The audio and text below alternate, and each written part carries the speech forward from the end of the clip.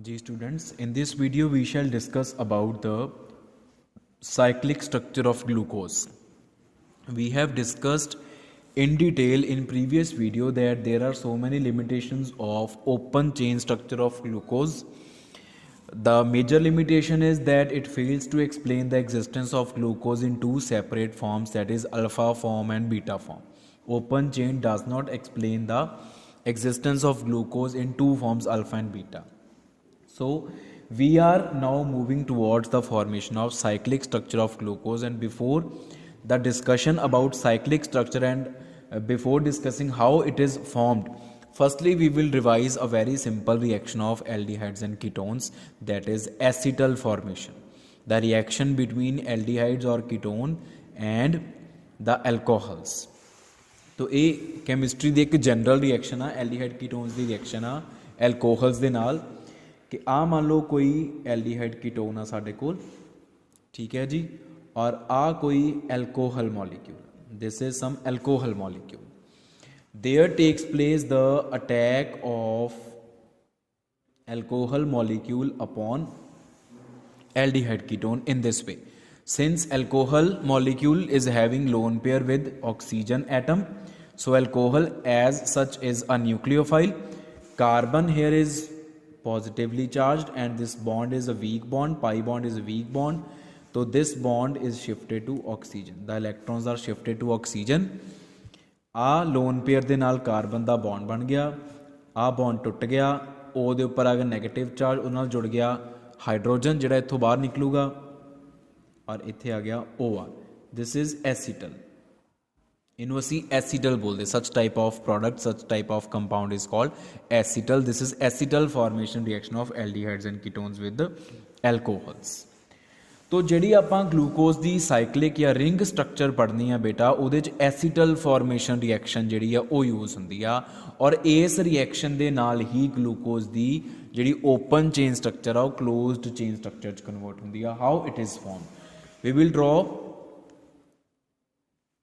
This is the open chain structure.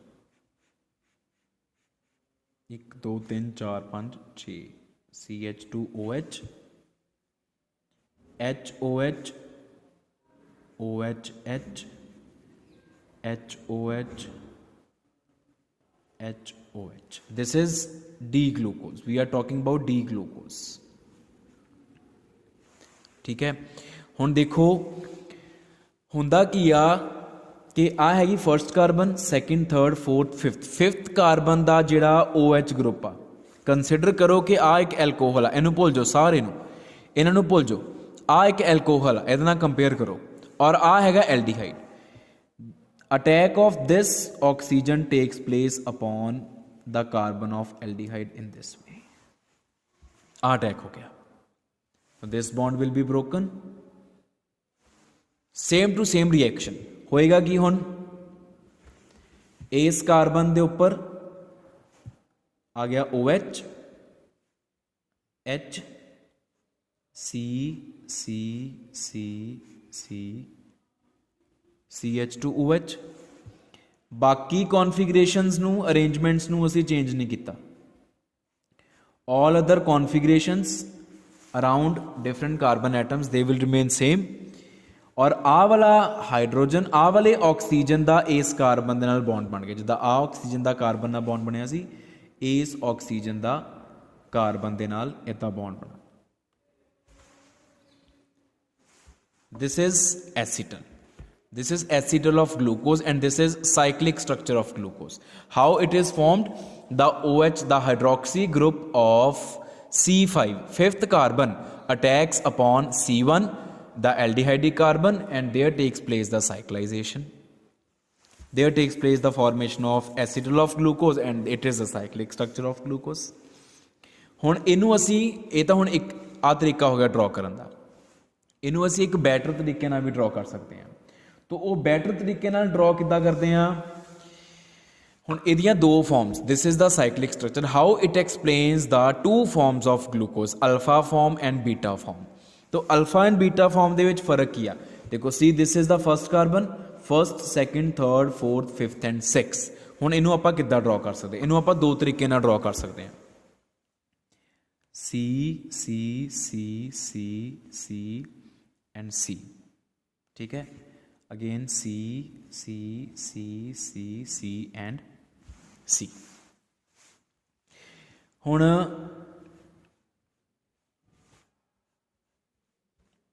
ध्यान नाल आता है CH2OH, ठीक है, first second third fourth fifth and six carbon. आ उपरों दी आपां इत्थों OH ले आइए, सॉरी O ले आइए, दिस O फिफ्थ कार्बन ना ज्वाइन कर दो।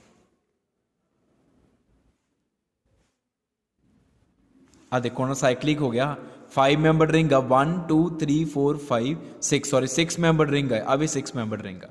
Now what is the difference between alpha and beta? बाकी कार्बन एटम्स का अरेंजमेंट आप चेंज नहीं करना, पहले ही कह चुके हैं।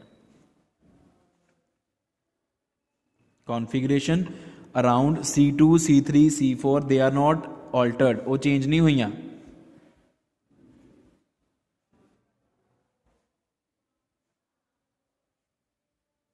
जिहड़ी फर्स्ट कार्बन आ, जदों तां ग्लूकोज की ओपन चेन स्ट्रक्चर की गल करते सी, फर्स्ट कार्बन कोल डबल बॉन्ड O हुंदा सीगा, ठीक है, नाल H हुंदा सी, तो ਉਹਦੇ अराउंड आपां कोई ज्योमैट्री फिक्स नहीं सी कीती, कॉन्फिगरेशन फिक्स नहीं सी कीती।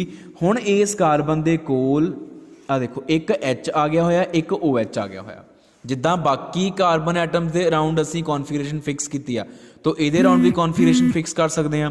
तो ਇਹਦੇ अराउंड जदों आपां कॉन्फिगरेशन फिक्स करते हैं तो दो तरीके नाल फिक्स कर सकते। पहली पॉसिबिलिटी की आ कि जिहड़ा OH आ उन्होंने राइट साइड ते रख लो, H नूं लैफ्ट ते कर लो, और दूजी पॉसिबिलिटी की आ OH नूं लैफ्ट ते कर लो, H नूं राइट ते कर लो, ठीक है। तो ये दो बाकियां दी नहीं छेड़ी असी कॉन्फिगरेशन, फस्ट दी आपां दो तरीके नाल, क्योंकि नवां बनिया ना ये साइकलाइजेशन तो बाद H ते OH दी जिहड़े बाकी अरेंजमेंट्स आ, वो तो नैचुरली अकरिंग आ ग्लूकोज दे विच। जिहड़े आपां साइकलिक स्ट्रक्चर की गल करते हैं, फस्ट कार्बन ते जिहड़ी कॉन्फिगरेशन हुण आपां ड्रॉ करनी आ, वो दो तरीके नाल ड्रॉ हो सकती, या लैफ्ट ते H रख लो या राइट ते H रख लो। तो अगर OH फस्ट कार्बन ते राइट साइड ते आ, it is alpha D glucose, तो वो अल्फा फॉर्म आ ग्लूकोज की। ते जे OH लैफ्ट ते आ, it is beta D glucose. तो this is the difference between alpha D glucose and beta D glucose. And ये जिहड़ी अल्फा एंड बीटा फॉर्म्स आ, ये साइक्लिक स्ट्रक्चर ऑफ ग्लूकोज तो ही एक्सप्लेन हो सकती हैं। तो ये साइक्लिक स्ट्रक्चर का एक प्लस पॉइंट हो गया, उसकी एडवांटेज होगी, ठीक है। हुण जिहड़े आपां आ ड्रॉ कीतियां साइक्लिक स्ट्रक्चर, इन्हां नूं असीं बोलते हैं फिशर फॉर्मूले, दे आर फिशर प्रोजैक्शन फॉर्मूले।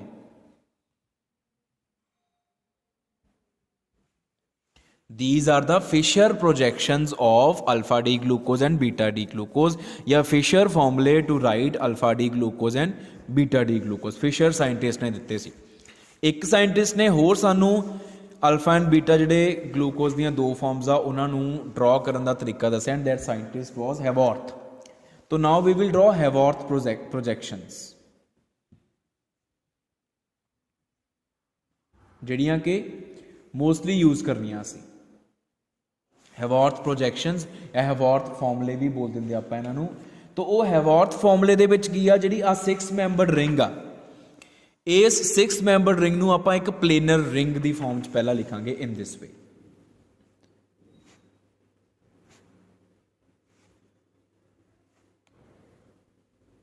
आ देखो आ 6 मैंबर्ड रिंग आ, इदां ही आपां बीटा वास्ते भी 6 मैंबर्ड रिंग ड्रॉ कर लीए, आ बीटा वास्ते ड्रॉ कर लीए।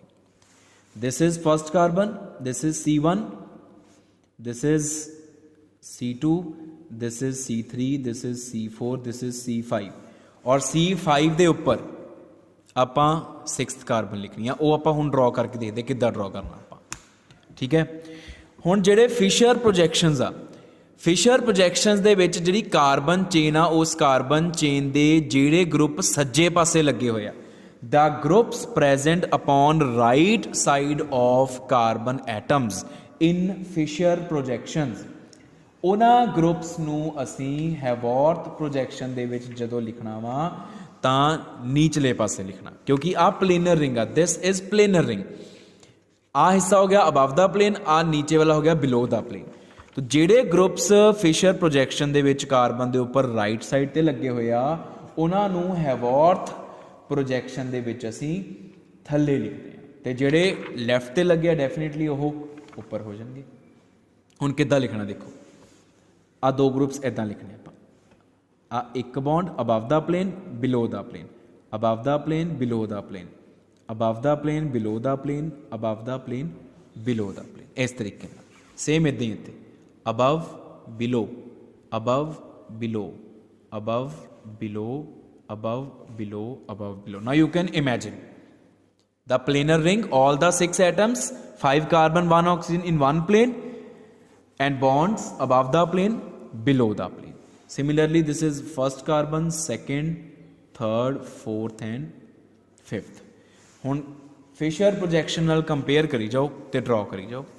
ਰਾਈਟ ਤੇ ਫਸਟ ਕਾਰਬਨ ਤੇ ਪਹਿਲਾਂ ਰਾਈਟ ਤੇ ਅਲਫਾ ਫਾਰਮ ਦੇ ਵਿੱਚ OH, ਜਿਹੜੇ ਰਾਈਟ ਵਾਲੇ ਆ ਉਹ ਨੀਚੇ ਜਾਣੇ ਆ HOH, ਜਿਹੜੇ ਲੈਫਟ ਵਾਲੇ ਉਹ ਉੱਪਰ ਰੱਖਣੇ ਆ। ਦੈਨ OH H HOH, ਜਿਹੜੇ ਲੈਫਟ ਵਾਲੇ ਉਹ ਉੱਪਰ। ਹੁਣ ਗੱਲ ਆ ਗਈ ਫਿਫਥ ਕਾਰਬਨ ਤੇ, ਤੋ H ਤੇ CH2OH ਦੋ ਗਰੁੱਪਸ ਆ ਔਰ ਜਿਹੜੇ ਆਪਾਂ ਗੱਲ ਕਰ ਰਹੇ ਹਾਂ ਆਪਾਂ ਡੀ ਗਲੂਕੋਜ਼ ਦੀ ਗੱਲ ਕਰ ਰਹੇ ਹਾਂ ਔਰ ਡੀ ਗਲੂਕੋਜ਼ ਦੀ ਹਮੇਸ਼ਾ ਸਾਈਕਲਿਕ ਸਟਰਕਚਰ ਦੇ ਵਿੱਚ CH2OH ਨੂੰ ਉੱਪਰ ਰੱਖਣਾ, ਯਾਦ ਰੱਖ ਲਿਓ। The cyclic structure of D glucose always has CH2OH group above the plane of 6-membered ring. तो CH2OH हमेशा ऊपर। तो आ हो गया साडा अल्फा डी ग्लूकोज और ये है हैवॉर्थ प्रोजेक्शन। हुण अगर आप बीटा डी ग्लूकोज ड्रॉ करना तो वो फर्स्ट कार्बन ते बस चेंज होनी है कॉन्फिगरेशन, OH H, बाकी सारी same HOH OH H HOH CH2OH and H, आ कॉन्फिगरेशन अल्फा एंड बीटा दी। तो एक चीज़ सानू हैवॉर्थ ने होर दसी सी, वो दसी सी कि हुण जिद्दां आपां नूं अल्फा डी ग्लूकोज लिखिया, इनू आपां अल्फा डी ग्लूकोपायरानोज भी लिख सकते हैं और लिखते भी हैं generally, and it is written as beta D glucopyranose. Now what is this pyranose? Why it is written as pyranose?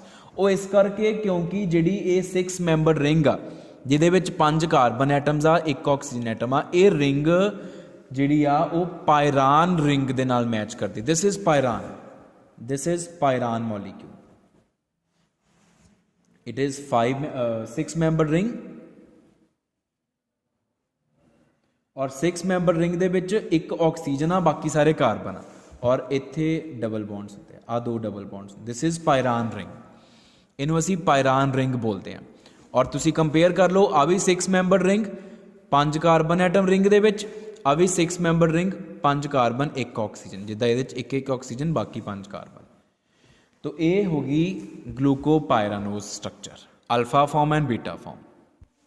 ਹੁਣ ਨੈਕਸਟ ਬੇਟਾ ਜੋ ਆਪਾਂ ਡਿਸਕਸ ਕਰਨਾ ਹੈ ਅਬਾਊਟ ਸਾਈਕਲਿਕ ਸਟਰਕਚਰ, ਉਹ ਹੈ ਕਨਫਰਮੇਸ਼ਨਸ of alpha and beta glucose.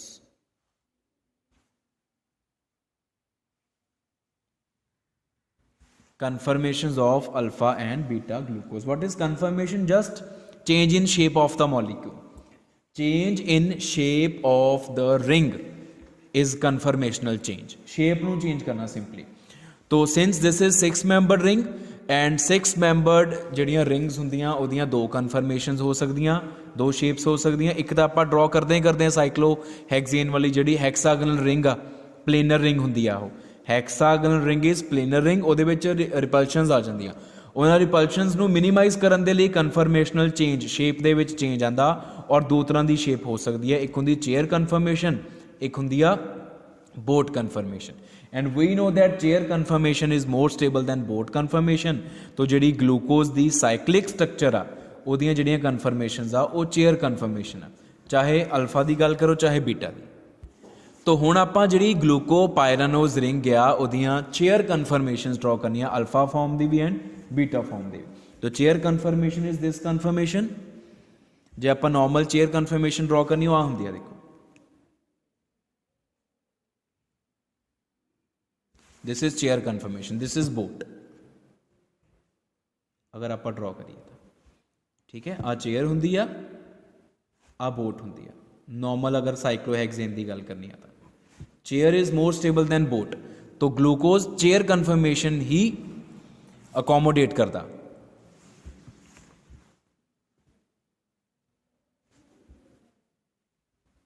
Oxygen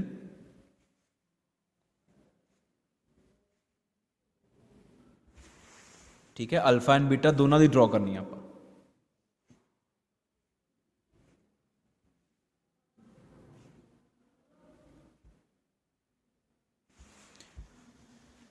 हुण इत्थे साडे कोल चेयर कन्फर्मेशन दे विच दो तरह दीयां पोजीशनस हुंदियां हर कार्बन एटम दे उपर। एक्सियल बॉन्ड हुंदे आ ते इक्वीटोरियल बॉन्ड हुंदे। एक्सियल पोजीशनस है, इक्वीटोरियल पोजीशनस। तो आ एक्सियल हुंदे आ जिहड़े सीधे सीधे सीधे बॉन्ड हुंदे आ। इत्थे उपर नूं ड्रॉ होऊगा, नीचे नूं, इत्थे भी नीचे नूं और इत्थे उपर नूं। आ जिहड़े मैं बॉन्ड्स ड्रॉ कीते आ ये एक्सियल बॉन्ड्स आ। यू कैन इमेजिन कर सकते हो तुसीं इन्हां नूं। इदां ही इधर भी आ वाले बॉन्ड्स एक्सियल बॉन्ड्स आ।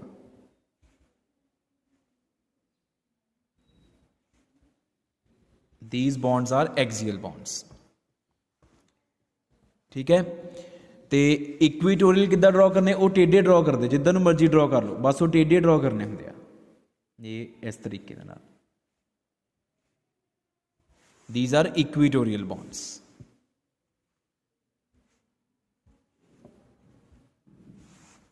फाइन। हुण आ कार्बन एटम्स 5 कार्बन एटम्स आ। हर कार्बन एटम दे कोल एक एच आ, एक ओ एच आ, और 5th कार्बन एटम दे कोल की आ, एक एच आ ते एक CH2OH आ। इनू असीं फर्स्ट कार्बन बोलिया। First carbon, second carbon, this is third carbon, this is fourth and this is the 5th one and 6th इहदे उपर लगी होएगी। इदां इधर first, second, third, fourth, 5th and 6th। हुण तुसीं ड्रॉ किद्दां करना, ਜਿਹੜੇ आ ग्रुप्स लगे आ किद्दां ड्रॉ करने आ। सिंपली ये देखो, भुल जो एक्सियल एंड इक्वीटोरियल नूं, जस्ट तुहानूं मैं दस्सिया वा भी एक्सियल एंड इक्वीटोरियल पोजीशनस हुंदियां। जदों आपां ग्रुप्स ड्रॉ करने आ, एक्सियल इक्वीटोरियल नूं माइंड चों बिल्कुल ही निगलैक्ट कर दो, इग्नोर कर दो, वैनिश कर दो। किद्दां याद रखना, हैवॉर्थ प्रोजैक्शन दे विच जिहड़े ग्रुप्स उपर आ वो चेयर कन्फर्मेशन दे विच उपर, जिहड़े हैवॉर्थ विच थल्ले उही चेयर विच थल्ले। सीधा सीधा हिसाब आ। No axial, no equatorial to remember. करो ड्रॉ। फर्स्ट कार्बन उपर की आ एच, थल्ले की आ OH, आ उपर नूं जा रही आ HOH। सैकेंड कार्बन H उपर OH थल्ले, H उपर OH थल्ले। थर्ड कार्बन OH उपर H नीचे, OH उपर H नीचे। फोर्थ कार्बन H उपर OH नीचे, H उपर OH नीचे। 5th कार्बन CH2OH उपर H नीचे, CH2OH उपर H नीचे। लो जी, आ हैगी chair confirmation of alpha D glucose या ग्लूकोपायरानोज। पर इनू ग्लूकोज ही बोलो क्योंकि ये पायरानोज स्ट्रक्चर नहीं ना हैगी। दिस इज नॉट पायरानोज, ये ग्लूकोज, इनू ग्लूकोज ही लिख लो सिंपल। पायरानोज भी लिख सकते हो, ग्लूकोज भी लिख सकते हो, पायरानोज भी लिख सकते हो, थोड़ी अपनी मर्जी आ, दोनों ही करैक्ट है। आ हुण आपां ड्रॉ करनी है बीटा डी ग्लूकोज या beta D glucopyranose, one and the same thing. तो ये की है, सिर्फ फर्स्ट कार्बन की कॉन्फिगरेशन ऑपोजिट कर देनी। इत्थे OH आ जाऊगा, इत्थे H, बाकी सारी same H OH H OH OH H CH2OH and H. So these are the chair conformations of alpha D glucose and beta D glucose. Fine हुण जिद्दां जिद्दां तुहानूं सिखाई आ उद्दां उद्दे ड्रॉ करियो, हत्थी ड्रॉ करके देखियो 2-3 वारी तां लर्न ਹੁੰਦੀਆਂ, नहीं तो ये लगता भी हाँ समझ आ गई। पर जो पेपर 'ਚ ਅਸੀਂ ड्रॉ करने की कोशिश करते सारे भुल जाता, कित्थे एच उपर रखना, कित्थे ओ एच थले रखना, वो सारा कुछ तुहानूं प्रैक्टिस के नाल ही याद होना, अदरवाइज तुसीं भुल जाना वा। ये गारंटी है, ये अपने हत्थी 2-3 बार ड्रॉ जरूर करके देखियो। And next last thing about cyclic structure of glucose which is to be told very necessarily, it is a term called anomers. What are anomers? Anomers की ਹੁੰਦੇ ਆ बेटा ऐसे दो species जिन्हां दे विच configuration is changed upon first carbon. If there is change in configuration, if the configuration is reversed upon first carbon of two molecules, अगर दो molecules की first carbon की configuration एक दूजे तो opposite है, then such two molecules are called anomers. So alpha D glucose and beta D glucose, you can see the configuration is same at all other carbons except first carbon. So alpha D glucose and beta D glucose, these two species are called anomers of each other. तो ये anomers की definition भी important है, ठीक है। And this is about the cyclic structure of glucose.